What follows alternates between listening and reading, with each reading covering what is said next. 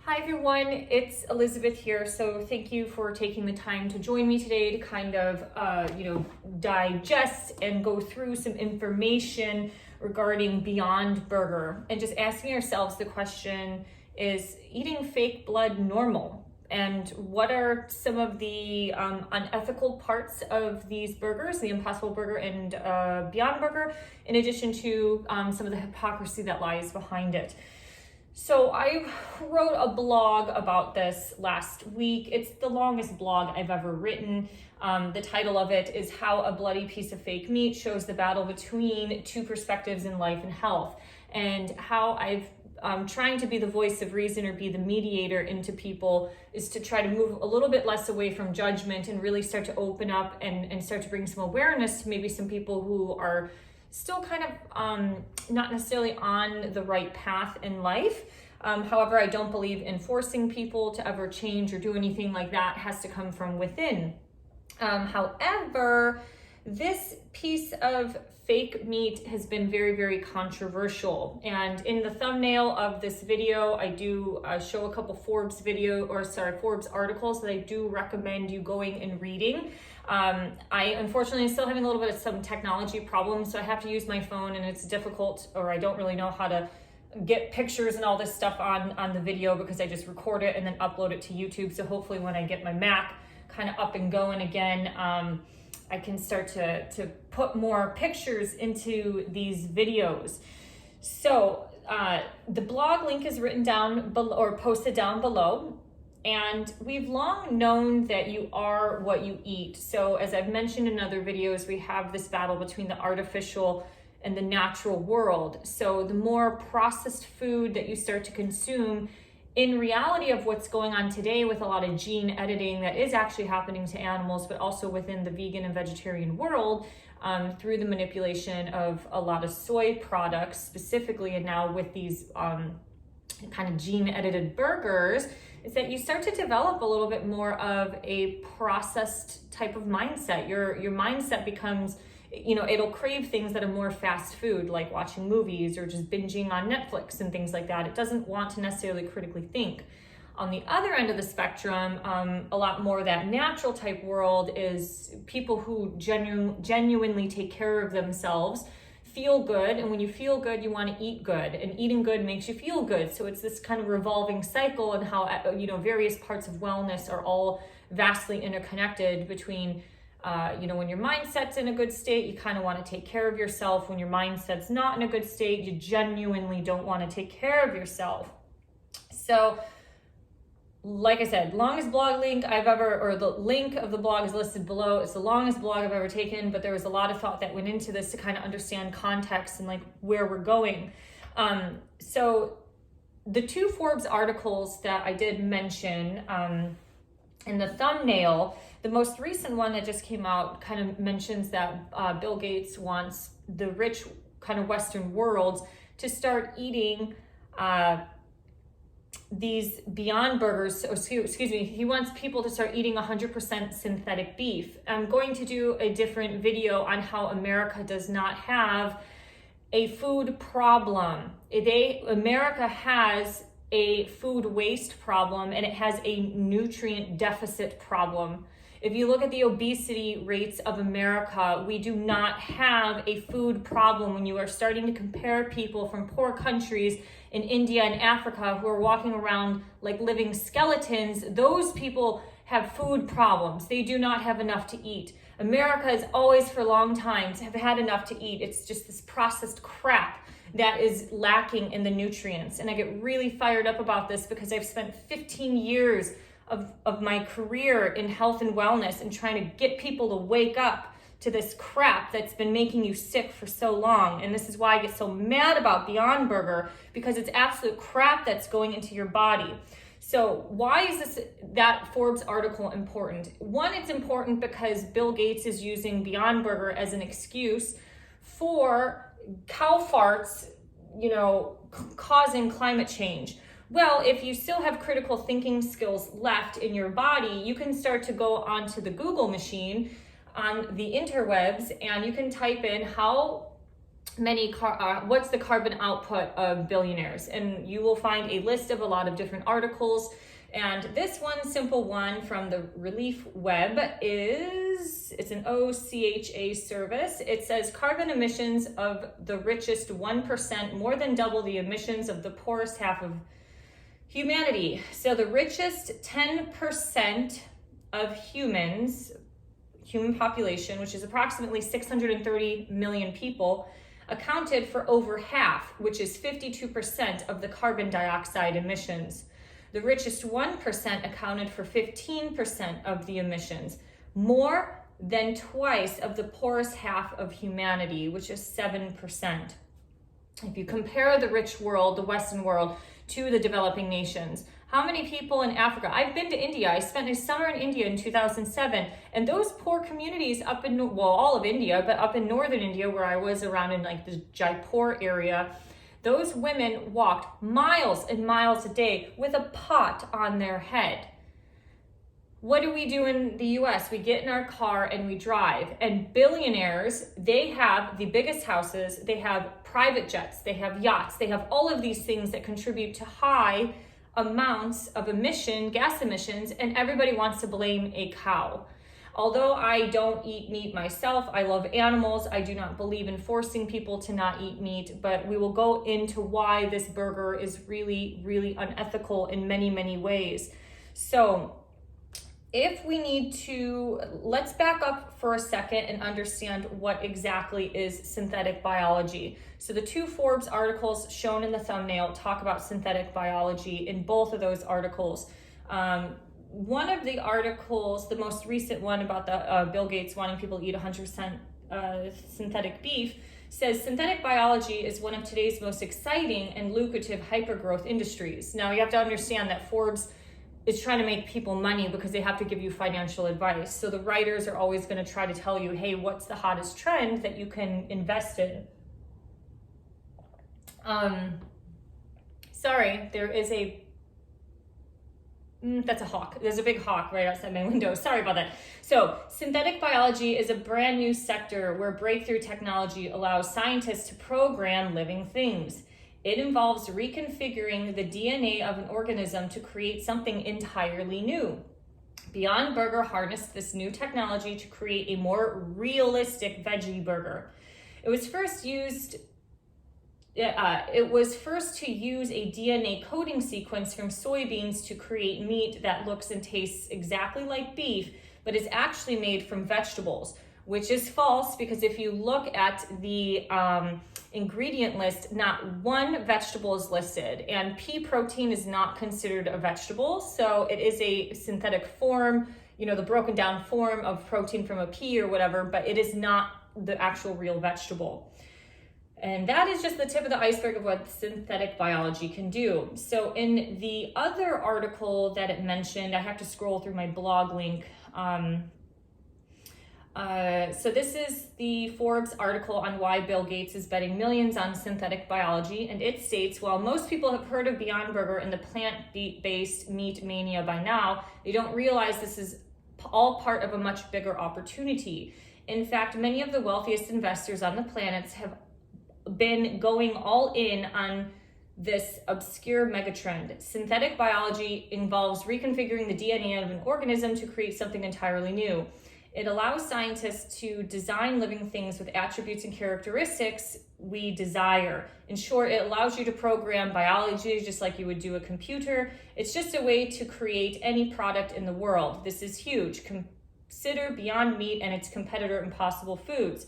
These companies use a DNA coding sequence from soybeans to create meat that looks and tastes like beef, but is actually made from vegetables. Once again, it's not technically made from vegetables, but it's a very processed food. And if you start to divulge a little bit more into the blog, it's basically junk food. I called it a segment of the vegan community. I call them replacement vegans, where they were just junk food people and they went vegan for either animal rights or, very few junk food people go for health concerns, but a lot I guess do. And so they just replace everything, their pizza, chip, hot dogs, all of that stuff as the vegan version, but they don't realize that they're not getting any nutrients in their body because processed soy, fake cheese, in addition to processed fake meat, may have protein in it, but it doesn't have any actual valuable substance in the body.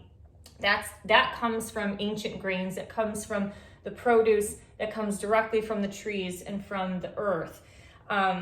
So that is just a little bit about synthetic biology. And in the Forbes article, the eating 100% synthetic beef, at the end of the article, it talks about how Twist Bioscience, which is a publicly traded biotech firm or biopharma firm, they are starting to sell DNA on a microchip for people to start to research and study. So we really are moving forward toward making us very robotic and very artificial in our mindset, but in our bodies. So my recommendation, as somebody who spent 15 years still working as a personal trainer and a yoga instructor and as a health coach, I recommend you to stay away from this stuff.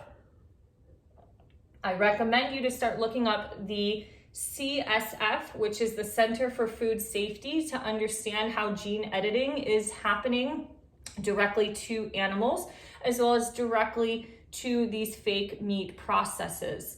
One of the number one problems that is with the Beyond Burger that the Center for Food Safety has brought to light, now they are still in a legal battle with basically Beyond Burger, trying to hold it accountable for its actions. So I'm going to kind of read off of my blog because there's just so much information. The Center for Food Safety filed a legal challenge against the U.S. Food and Drug Administration in 2019. So they filed a lawsuit against the FDA for the approval of soy legehemoglobin. It's called Hemi or Hemi. I'm not sure exactly how you say it. So the Hemi that is in the Beyond Burger is a color additive used to make the plant-based Impossible Burger appear to bleed more like real meat. And because this GMO Hemi, it is genetically modified, because it's so new to the human diet and substantial quantities are added to the Impossible Burger. What the CFS is saying is that the FDA should have required extensive safety testing before approving its use of the color additive to the burger. The CFS states that the FDA approved soy legehemoglobin without any of the long-term animal studies that are needed to determine whether or not it harms human health. This means it did not consider whether it causes cancer or reproductive impairments or other side effects. So what they're stating is that they don't understand how Hemi is going to affect the human physiology through long-term consumption. Now, the CFS states, to make matters worse, a short-term rat trial detected adverse effects like the disruption of reproductive cycles and reduced uterine weights in females, a biomarker of anemia biomarkers of anemia reduced clotting ability and kidney problems. With the disruption of reproductive cycle, you kind of wonder if it kind of started to sterilize rats. I think I read that somewhere, but I'm not going to be 100% sure because there's so much stuff in this article. But basically, regardless if you eat meat or not, or, a lot of people eat meat and this thing tastes and looks exactly like it, we have to start to look within our own moral compass and be like, especially if you are plant-based, if you don't eat breast milk from a living animal like a cow or a goat, cow and goat milk is probably the two most common types of cheese and dairy in our country, you have to understand, is it really within your moral compass to want to eat fake blood? Is it normal to eat fake blood? I don't buy this bullshit excuse from the vegan community, which is like, well, it's just for the planet and it's just to save animals. They don't understand the bigger picture. None of these people are for the animals or the planet. They are doomsday type of individuals You have ladies, it's in the blog link that I posted below, a couple videos that are from Vandana Shiva, the lady from India who's worked with seed biology for seed ecology for her whole life, and has shown how the planting of GMO seeds actually destroyed the farms in India and increased farmer suicide because they got into so much debt. And her preservation of organic seeds kind of reharvested the land. Nature has its own intelligence that has been living and growing and rebirthing itself for thousands and thousands of years. And it's the human ego and the lowest octave of these kind of tech people in this new digital era that are trying to destroy and destruct these things. The irony of all of this is, if like, I sell vintage and antiques on Etsy, so feel free to check that out if you want, but my shop name is The Elizabethan Closet. And what you understand by going through all of these vintage and antique books and all of these things is you could just see the degradation of humanity, how everything was once handmade by women in the early 1900s and even through the mid-century, but then the prepackaged, like for example, needle stitch. I have a needle stitch tablecloth here. This was made by a Jewish family from one of the retirement homes that I work at. So this is made directly by hand. But in the later mid-century, in the 70s and 80s, they sold kits. So instead of just figuring this out yourself, they give you the thread and kind of the needlepoint kit to figure it out. And now, you know, that stuff's not even sold on the market really that much anymore because we don't even use it. So you can see kind of the degradation or the dumbing down of society, but also you see the vast difference of values that were ingrained in different eras. Even in the 1970s, different vintage books that I have still talk about having your child stop and smell the dandelions. How many do we preach that today? It's like kids are just stuck behind these things as the babysitter because mom and dad is too busy working or too frustrated from work.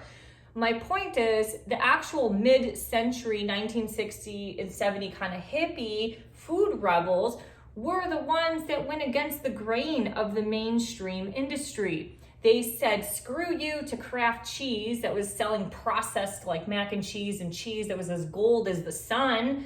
And they went off to wherever, the Pacific Northwest or out to the rural lands, and started growing their own food and had their own self-sustaining organic garden. So the grassroots freaking hippies didn't eat fake meat. They didn't eat fake blood. They ate earth from the food. And that's why a big loop or group of people today who think that Beyond Meat is just this great revolution of this progress, it's a different perspective. One group sees this as progressive, and a lot of those people work in technology. I go through a lot of the perspectives in the blog, and the other side of the coin, which is the more natural health people, the spiritual people, whatever you'd want to say, you're like, this is regressive. So, you know, it's like the two colliding mentalities are going against each other. But yeah, that's the reality. The food hippies were rebelling against TV dinners and rebelling against a fast food culture because there was nothing to eat. There's a great movie called Captain Fantastic, and it was filmed up in Gold Bar, Washington. And you just look up the trailer on YouTube, and they go to a diner, and the one child is like, "What's Coca-Cola?" And and the dad's like, "Poison water." Like, that is just an example of the boomer hippie rebel that just wanted to eat real food because everything was turning to become plastic and so fake from the mid-century to even now, where we're just a junk food, fast food nation, and we've known this. So if fake meat still doesn't even seem like eating dead carcass, even though it's fake, doesn't seem kind of normal to you, you have to ask, do we want to live in a world where billionaires and corporations get every exception to the rule? Meanwhile, if I or you or any other small business did this shit where we put, that was another controversial thing. So the Beyond Burger went on the market before the FDA even started to approve this. And so that's why the Center for Food Safety is doing an amazing job advocating for this stuff, because it's keeping people responsible. You know, the Western world was also created on a lot of hardship, and there's a lot of policies instilled so things from the past won't get corrupted, or, you know, someone like a Rockefeller will just start to overtake everything. So I don't know if I have any of the answers, but I do know that there's a lot more information that you can read in the blog link. That, you know, one side of the coin, the people in the natural world really aren't celebrating this. They're not, you know, fuck McDonald's and Burger King just because they're starting to sell a Beyond Burger. This has nothing to do with the animals. It has to do with profit, because that's where it's going. It's hijacked the vegan industry. And basically you're swapping gene edited meat glued meat, which is disgusting. Whatever McDonald's includes in their meat probably is a combination of like cow lips and assholes on top of some actual real meat. And then, you know, you have this fake meat, which none of this is ethical. Even the ethics of the Beyond Burger is actually in a good frequency of McDonald's, a low frequency, because it's not ethical. They don't understand what's going on with the meat or this fake meat. They don't understand what's going on with the GMO. You look at the investors of this meat, this fake meat product, and none of it is normal, and none of it is real, and none of it will help. I have a friend that said he tried eating it a few times and he had to stop eating it just due to the fact that he started getting sick every single time he ate that burger. So my point is, it's almost like trading, let's say, heroin with crack. So just because heroin is made from the poppy plant, which comes from nature, doesn't make it good for you. Swapping shitty meat with fake shitty synthetic beef, it's the same thing. It's this cyclical loop to keep people sick, to keep them in bad health. And so you'll be hooked on the FDA, you'll be hooked on your blood pressure meds, you'll be hooked on your antidepressants, you'll be fat, stupid, and lazy. That's exactly what a lot of people view America, which will be another video that I'll do for some things that I've learned from living abroad. So anyways, I just wanted to divulge into some of this. It's a lot of information, but I think if you can understand what's being conveyed in that Forbes article and look up twist bioscience, because that will be very important to understand where we're going with synthetic biology and how a lot of people are trying to make a lot of money off of synthetic biology, basically. And just starting to look at the hypocrisy of it. So the billionaires that are blaming the cows, which we live in a blaming society, so let's not blame themselves, but blame the cows. And, you know, people who live in these god-awful huge mansions and drive these big ass cars and have yachts and planes and all that contribute to way more gas emissions than most of the world, where, you know, people in Africa and India are walking for their water. They're not emitting jack shit besides the stuff that's coming out of their mouth. Stay away from this stuff. Don't eat these burgers. You know, I'm not saying to not try it or not, you know, if you go to the restaurant and you get one, fine. Don't adopt it to be part of your lifestyle. Look at the blog link and look at the ethics of it. The ethics is just as immoral as every other fast food place that's ever been created in America. Thank you for liking, sharing, and subscribing. I hope you have a great day. Thanks for listening. Feel free to leave your comments and your thoughts below, and have a good one. Stay healthy. Bye-bye.